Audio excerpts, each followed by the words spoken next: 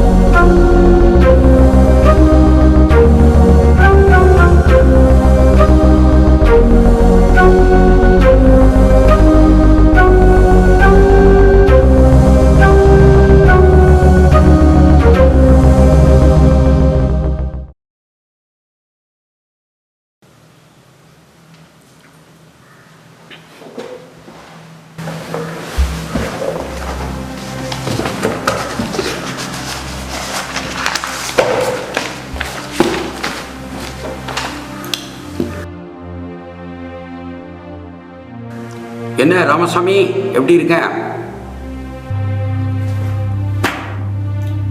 நல்லா இருக்கேன் ஐயா. உங்க ஸ்டேஷன் செகண்ட் டைம் க்ளோஸ் பண்ணியிருக்காங்க போல.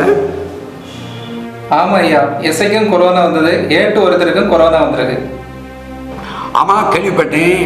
நாம தான் சேஃபாக இருக்கணும், நம்ம குடும்பத்தாரையும் சேஃபாக பார்த்துக்கணும். யாருக்கு இருக்கு யாருக்கு இல்லைன்னு தெரிய மாட்டேங்குது. எங்கள் கோர்ட்டில் கூட 8 பேருக்கு வந்து கோர்ட்டை க்ளோஸ் பண்ணிட்டாங்க. நாங்கள் சின்ன பிள்ளை மாதிரி லேப்டாப் முன்னே இருந்து கேஸுகளை நடத்திட்டு இருக்கோம். பெண்டிங் கேஸுகள் வேறு இருக்குது. சரி, அந்த அக்யூஸ்டை கூட்டிகிட்டு வா.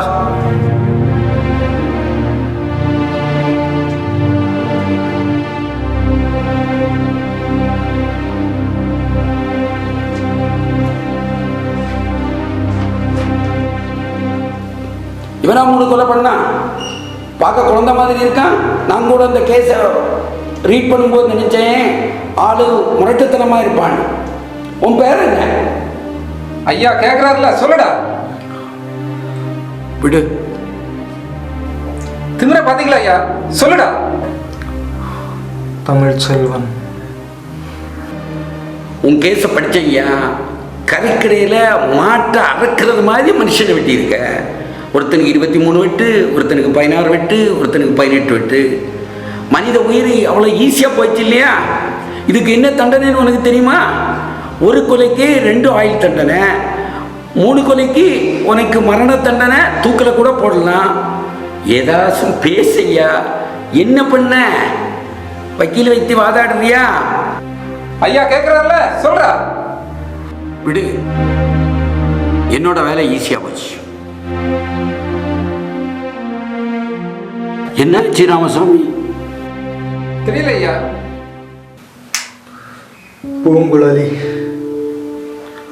பூங்குழலி ரவிச்சந்திரன் அவ பேரு சார். பேரு மாதிரியே அவ்வளோ அழகு. இருந்த என் வாழ்க்கைக்கு கிடைச்ச வெளிச்சம் சார். அவ குழந்த மனசு. பசின்னு யாராச்சும் வந்து கேட்டா தனக்கு எடுத்துக்காம கேட்டவங்களுக்கு கொடுப்பா. என் பாப்பா சார். அவ டாக்டர் படிக்கணும்னு தான் அவளுக்கு ஆசை. நானும் அவளும் ஸ்கூல் படிக்கும்போதே லவ் பண்ணோம். 12th முடிச்சு நான் LLB படிக்க போயிட்டேன். அவள் அங்கே டாக்டர் படிச்சுட்டு இருந்தா. நானும் அவளும் வேறு கேஸ்ட் தான். ஆனாலுமே எங்கள் 2 பேர் வீட்லேயும் கல்யாணத்துக்கு சம்மதிச்சாங்க. இன்னும் 3 மாதத்துல எங்களுக்கு கல்யாணம் சார். படித்து முடிச்சுட்டு சென்னை ஹைகோர்ட்டில் ராமகிருஷ்ணன்ற லாயர்கிட்ட நான் அசிஸ்டண்டாக வேலை பார்த்து வந்தேன். இங்கே லாக்டவுன் போட்டனால என்னாலையுமே வர முடியல. எங்கள் வீட்லேயும் கல்யாணத்துக்கு 1 மாதம் முன்னாடி வந்தால் போதும்னு சொல்லிட்டாங்க. செப்டம்பர் 6ஆம் தேதி ஒரு நியூஸ் வருது. ஃப்ரெண்டுக்கு இன்விடேஷன் கொடுக்க போன பூங்குழலியை காணோம்னு. நான் பதறிடிச்சு ஓடி வந்துட்டேன். ஆனால் 10 நாள் கழிச்சு தான் பாடியே கிடச்சிது. அந்த ரிப்போர்ட்டில் அவளை 10 நாள் சோறு தண்ணி இல்லாமல் வெறும் ஆல்கஹால் அண்ட் ட்ரக் மட்டுமே கொடுத்து 23 வாட்டி அந்த 3 பேரும் அதுக்கு எடுத்துருக்காங்க. அவள் ஓடிடக்கூடாதுன்னு சொல்லிட்டு அவள் முட்டி எலும்பு ஒரு இரும்பு கம்பி வச்சு அடித்து உடைச்சிருக்கானுங்க. அவள் கத்தக்கூடாதுன்னு சொல்லி செம்பு கம்பி, இந்த செம்பு கம்பியை வச்சு அவள் வாயை இறுக்கி கட்டி போட்டிருக்கானுங்க. எல்லாம் தாங்க முடியாம கடைசியில் அங்கிருந்த ஒரு கண்ணாடி துண்டு எடுத்து அவ கழுத்து அவளே அறுத்து செத்து போயிட்டா சார், செத்து போயிட்டா. இப்போ நான் அரெஸ்ட் ஆயிருக்க இதே ஸ்டேஷன்ல தான் அந்த 3 பேர்த்தையும் அரெஸ்ட் பண்ணி வச்சிருந்தாங்க. ஆனா 3 நாள்ல அந்த தேவையா பசங்க வெளியே வந்துட்டாங்க சார். சாரி.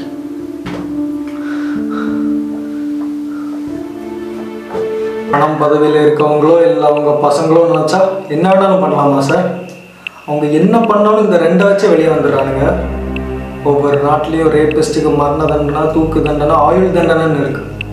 ஆனால் இங்கே மட்டும்தான் அவங்களுக்கு போலீஸ் ப்ரொடெக்ஷனோட விடுதலை கிடைக்கும். பூங்குழலி செத்ததை எந்த ஒரு மீடியாவும் எந்த ஒரு சேனலோ, ஏன் நியூஸ் பேப்பரில் கூட அதை பற்றி வரல.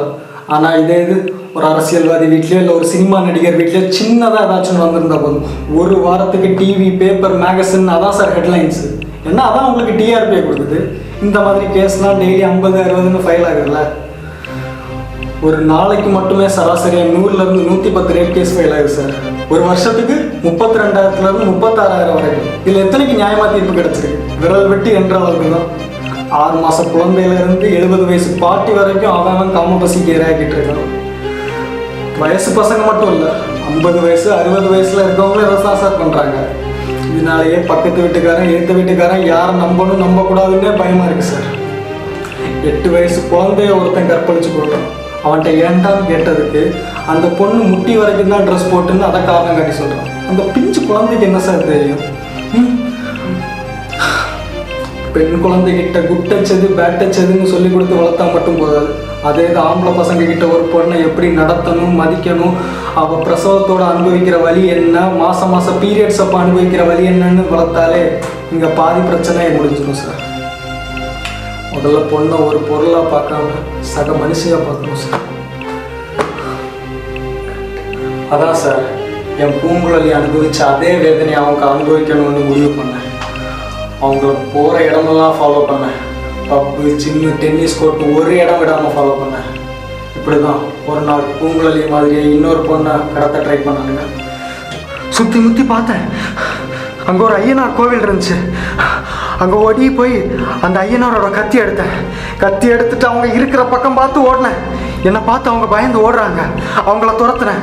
அவங்க என்னை பார்த்து பயந்து ஓட ஆரம்பிச்சானுங்க. நான் அவங்கள துரத்துனேன். அவங்க ஓடினானுங்க. துரத்தி போய் ஒரு வெட்டு வெட்டினேன். அவங்க 3 பேரையும் வெட்டினேன்.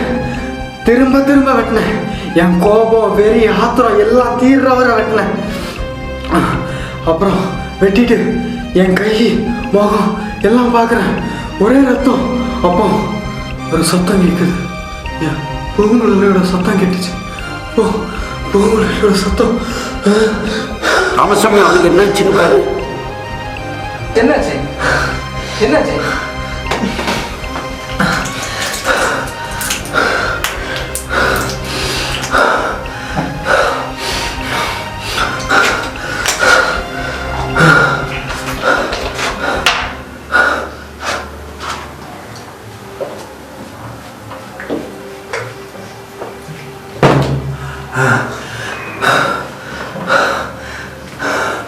தம்பி இப்போ பரவாயில்லையா?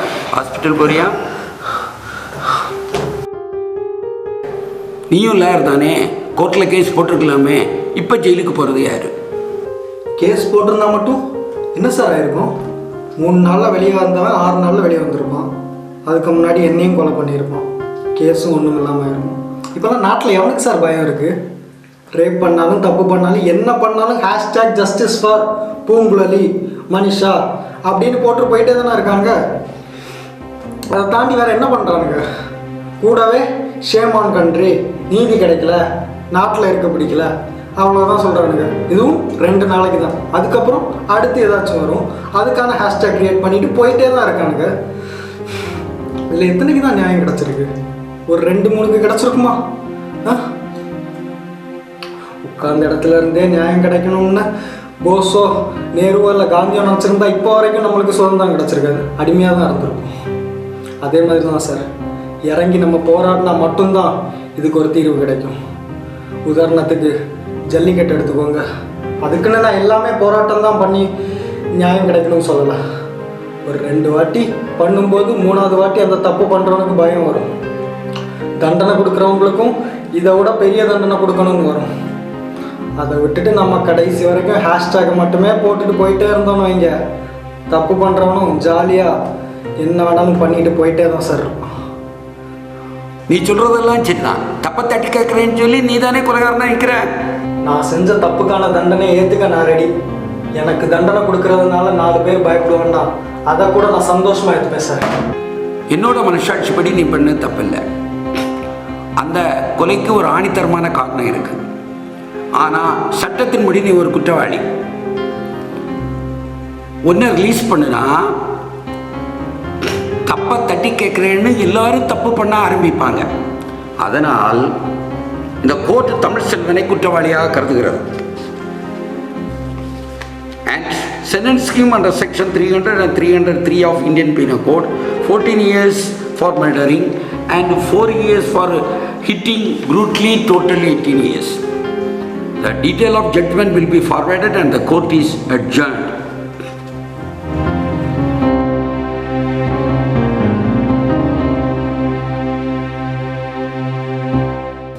தம்பி, வெள்ளையா இருக்க, நல்லா பேசுற, என்ன ஆளுங்க தம்பி?